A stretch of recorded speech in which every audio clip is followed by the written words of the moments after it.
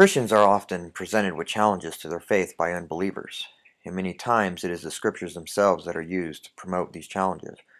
One such challenge is that of the virgin birth of our Savior, Jesus. It comes as no surprise that this challenge is leveled against us by the Jews, but the secular crowd has likewise adopted the argument in an attempt to discredit Christianity. I have had this particular argument presented to me by both Jew and Gentile alike while engaging in my street apologetics. The argument is rather simple and goes like this.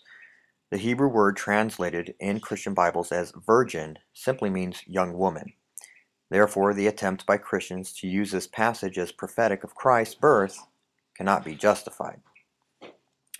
On the surface, this seems like a legitimate accusation, but only on the surface. There are many other factors involved in understanding a word's definition and usage as found in the Scriptures. When an individual employs proper hermeneutics, we see such challenges disappear. Only the biased and uneducated would make such a blunder. But what else is to be expected from those who are dead in their sins? Isaiah 7:14 is the verse in question, and it reads, "Therefore the Lord himself will give you a sign. The virgin will be with child and will give birth to a son, and will call him Emmanuel."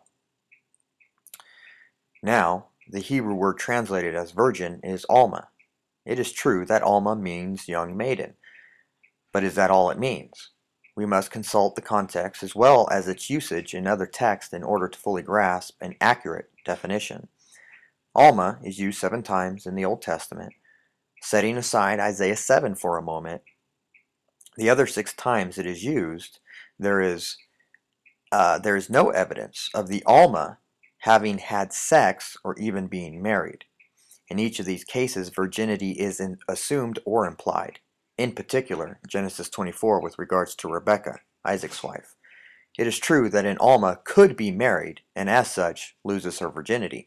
However, it is assumed that if an Alma had not yet taken a husband, she was no doubt a virgin. Keep in mind the culture of that time. It is not like today where premarital sex runs rampant among teens, even young teens. There were even severe penalties if such a woman was betrothed to a man only later to find out she was not a virgin. The penalty was death by stoning. It cannot be overemphasized enough. If an Alma was not yet married, she was looked upon and assumed to be a virgin. Unmarried Alma equals virgin.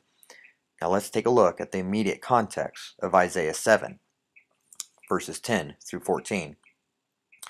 Again, the Lord spoke to Ahaz, "Ask the Lord your God for a sign, whether in the deepest depths or in the highest heights." But Ahaz says, "I will not ask. I will not put the Lord to the test." Then Isaiah says, "Hear now, you house of David, is it not enough to try the patience of men? Will you try the patience of my God also? Therefore the Lord himself will give you a sign. The virgin will be with child, and will give birth to a son, and will call him Emmanuel." Notice the Lord's command to Ahaz. He tells him to ask for a sign. The Hebrew translated as sign is oath. This word carries with it the understanding of miracle, but does not always carry with it this meaning. However, the following words by the Lord are meant to be understood as a miraculous sign, in the deepest depths or in the highest heights. Next, we see that Ahaz's false humility by his refusal to obey the Lord's command, and as a result, the Lord himself will give you a sign. Now, our enemies would have us believe that the best God could do here is to have a young woman give birth to a child in the normal fashion that children are born. Can a young married woman giving birth through her husband's seed be considered a miraculous sign, an event that occurs every day? This doesn't exactly sound like something in the deepest depths or in the highest heights. One may object and ask, why not just use the Hebrew word for virgin, Bethulah? 2 reasons. First, the Lord wishes to inform us that Mary would be young, something the word Bethulah would not necessarily imply. Secondly, this prophecy has double fulfillment. First in the immediate future, in the context of those living, and secondly, it applied to Mary. Had the word Bethulah been used, it could not have had an immediate fulfillment. It is also noteworthy that when the Jews translated the Hebrew scriptures into Greek, they used the Greek word parthenos, which means virgin. This translation, called the Septuagint, was translated by 70 Hebrew scholars approximately 250 years before Christ. This gives us great insight as to how the Jews of that time understood Isaiah 7:14. It wasn't until the time of Christ and afterward that the Jews denied the virginity of the Alma in Isaiah.